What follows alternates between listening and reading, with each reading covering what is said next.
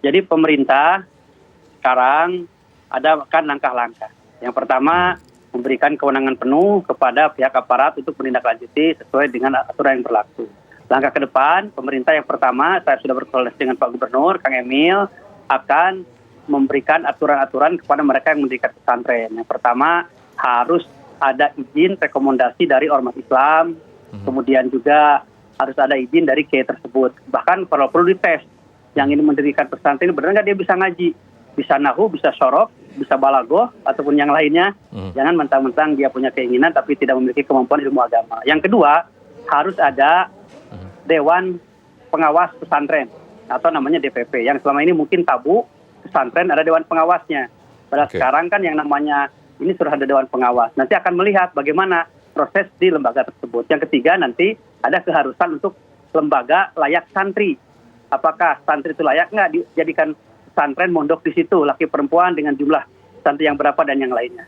Ini saya sudah berkoordinasi dengan Kementerian Agama Provinsi Jawa Barat, dan insya Allah nanti akan hari Rabu akan dipaparkan dengan para kiai yang ada di Jawa Barat dari perwakilan dari kabupaten kota. Orang tua yang cucunya itu udah 2,5 tahun umurnya. Bayangin itu berarti berapa tahun anak-anak menutup semua ini. Jadi anak-anak itu saling tutup mulut, merahasiakan. Nah seperti itu. Waktu mulai dibongkar juga sebenarnya, wah ini anak-anak benar-benar ketakutan. Ya mereka diancam, ya memang pasti tidak boleh menceritakan semua ini. Karena mereka juga dinyata, kamu harus menurut pada guru, seperti itu. Jadi ya anak-anak ini mau bagaimana, mungkin ancaman kerasnya, ya kamu harus menurut hormat kepada saya. Dan ada anak pun yang berkata, Pak, ini dosa. Oh enggak, ini enggak dosa. Nah, anak-anak masih umur segitu, mereka diam, seperti itu. Apa yang Anda dengarkan tadi keterangan dari Ibu Dia yang mendampingi para korban yang berasal dari Garut. Total ada 10 korban di sana dari 13 korban total dari pelaku ini. Memang itulah yang dialami, tekanan tersebut yang dihadapi oleh anak-anak selama ini dalam kurun waktu 2016 sampai 2021. Sebelumnya kita juga sudah mendengarkan apa rencana dari pihak pemerintah Provinsi Jawa Barat yang disampaikan oleh Wagub Jabar, yaitu Pak Ruzanul Ulum, untuk bisa membuat Dewan Pengawas Pesantren. Aspek regulasi masih ada celah maksud saya, Pak Yai, seperti yang dikatakan oleh Pak Rahmat selaku pengamat pendidikan tadi. Seperti apa sebenarnya Kemenak ini bisa masuk untuk bisa mengevaluasi pesantren? Ya, memang kalau saya ngelihat kalau pesantren yang memang melaksanakan pendidikan dengan baik itu nggak ada masalah dengan Kementerian Agama. Bahkan mengundang Kementerian Agama minta dibina oleh Kementerian Agama. Kalau pesantren ya, kalau pesantren. Dan dengan adanya Undang-Undang Nomor 18, saya pikir ada nanti Dewan Masyayikh, ada juga Majelis Masyayikh. Cuman memang belum efektif sepertinya, belum maksimal karena memang PP-nya belum selesai semua di peraturan pemerintah, sehingga pelaksanaannya undang-undang belum maksimal. Mungkin ke depan perlu dibuat pedoman. Pedoman bagaimana caranya tadi pesantren itu ya bisa ada kelayakan, kapasitasnya itu berapa. Yang kedua juga berkenaan dari pendirinya juga, pendirinya seperti apa, seperti siapa dan bagaimana, termasuk juga kurikulumnya. Sekarang ini kan dengan husnudzon bahwa pesantren itu ya hanya bagaimana bisa ditingkatkan kurikulumnya, model pengajarannya, itu yang sering menjadi perdebatannya, bukan pada aspek pendirinya, kualifikasinya, kapasitasnya belum. Nah mungkin ke depan dengan munculnya beberapa pola ya rumah tahfidz tadi, rumah ngaji sehingga dinamakan pesantren, itu ada pemilahan. Jadi meskipun memang ada kemiripan antara boarding school, ada rumah sekolah berasrama dengan pondok pesantren, itu filosofi berdirinya udah berbeda. Artinya di pesantren itu filosofinya di mana mengajarkan agama, ada guru yang memang mumpuni di dalamnya, ada kiai lah yang memang di dalamnya itu ada tokohnya. Sementara boarding school itu tidak, hanya pengelolaan di dalam satu sekolah yang berasrama, mungkin ada agamanya tapi tidak ada profil kiai. Jadi kalau saya ingin menyebutnya yang lebih sederhana, pesantren itu ada kiai yang memang profil tokoh agama itu. Tapi kalau dalam kasus Hawi ini, saya kok tidak kepada soal pesantrennya, tapi persoalan kejahatan. Jadi kejahatan seksual yang mungkin terjadi dimanapun berada, apalagi termasuk ada relasi antara seorang yang disegani, orang yang punya kuasa dengan orang yang dikuasai, kira-kira seperti itu. Ini harus dicegah. Jadi kalau pesantren saya ngelihatnya dari aspek kurikulum. Saya sedang meminta memang ke Bapak Kiai-Kiai yang di Jawa Barat juga menginvestigasi bagaimana dengan kejiwaan orang ini. Yang kedua juga alirannya. Kita sedang meminta di sana bagaimana melakukan penelitian, teman-teman lembaga dakwah khusus itu bisa mengetahui orang ini mentalnya sehat atau tidak. Mungkin nanti berkoordinasi dengan pihak terkait. Yang kedua adalah alirannya. Yang sementara kita bisa lihat dalam beberapa pemberitaan kan belum mengangkat tentang kesalahan pesantrennya. Kesalahan pendidikannya tidak.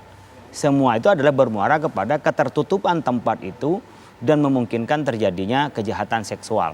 Saya bukan hanya kejahatan. Oleh karena itu fokusnya sekarang adalah bagaimana bisa mengantisipasi, bagaimana bisa mencegah adanya kejahatan seksual dan termasuk memberi panduan kepada anak-anak kita ini sampai 5 tahun sampai melahirkan 2 kali terus merasa tidak ada salah apa-apa. Ini kan harus menjadi perhatian kita. Kenapa mereka tidak merasa bersalah dan kemudian kalau mereka sudah kadang-kadang memberontak, bagaimana mereka diberikan pedoman cara mereka itu mengatasi hal ini.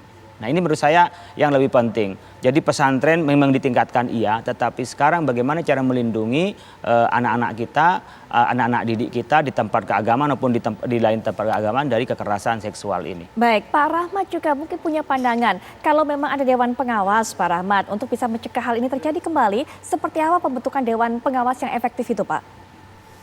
Iya, jadi saya kira begini ya.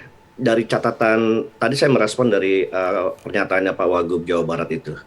Bahwa ini kan isunya adalah sebenarnya bukan yang terjadi di Jawa Barat ya. Catatan dan data dari P2G itu teman-teman P2G ini mencatat ada 27 kota kabupaten yang mengalami kasus yang sama gitu ya. Dari pelecehan, dari kekerasan seksual ini. Dan ternyata ironis ya, korban-korbannya bukan hanya dari santriwati atau perempuan. Tapi juga ada banyak yang korbannya adalah laki-laki gitu ya, santri laki-laki gitu ya.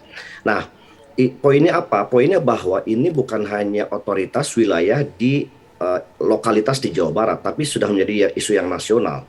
Nah, oleh karena itu maka saya kira ini harusnya memang leading sektornya adalah di Kementerian Agama gitu ya. Nah, apa yang menjadi agenda penting adalah melakukan pembenahan tata kelola pesantren saya kira. Tadi Pak Yai menyampaikan bahwa memang masih ada bermasalah terkait dengan rumah tahfidz dan seterusnya. Betul Pak Kiai, bahwa itu memang banyak bermunculan di berbagai daerah itu rumah-rumah tahfidz di komplek-komplek perumahan yang mereka juga saya coba tanya gitu ya. Itu juga ketika ditanya izinnya belum jelas, masih proses perizinan dan seterusnya begitu ya. Nah itu yang saya kira pembenahan tata kelola itu yang menjadi penting, bahwa ini saya kira momentum untuk melakukan pembenahan manajemen tata kelola gitu ya di pesantren terkait dari regulasinya, kemudian klasifikasinya, kriterianya, kemudian regulasinya, kemudian rekrutmen tenaga pendidiknya, ustadznya, ustazahnya dan seterusnya, kiai dan seterusnya gitu ya. Nah terkait pengawasan, saya kira memang tadi belum maksimal juga adalah tadi PP-nya saya kira betul, pakai mengkonfirmasi itu. Dan pengawas ini kan pengawas ini bisa melibatkan misalnya adalah sivitas akademika yang berada di bawah naungan Kemenag, misalnya teman-teman dosen di akademisi di UIN, di IAIN, di berbagai daerah yang melibatkan untuk melakukan semacam supervisi ya. Mungkin kalau sebenarnya juga kalau dikatakan Dewan Pengawas tuh kayak istilah apa ya, mungkin agak terlalu sensitif atau terlalu ini ya, strict ya. Mungkin semacam task force misalnya gitu ya, untuk memberikan asistensi, memberikan masukan, nasihat, rekomendasi gitu ya, yang melibatkan akademisi di bawah Kemenag, misalnya UIN, IAIN, teman-teman UIN, IAIN, kemudian yang pasti juga adalah tokoh-tokoh kiai, kemudian pendidikan, tokoh-tokoh pendidikan, atau misalnya psikolog gitu ya, untuk bisa melakukan penguatan pendampingan kepada santri-santrinya sebenarnya gitu ya. Jadi saya kira ini menjadi waktu yang tepat ya, untuk istilahnya untuk bebenah ya, untuk melakukan pembenahan tata kelola pesantren sehingga ke depan kejadian-kejadian, dan saya kira ini bukan hanya soal pesantren ya, bukan hanya di lembaga di satuan pendidikan pesantren.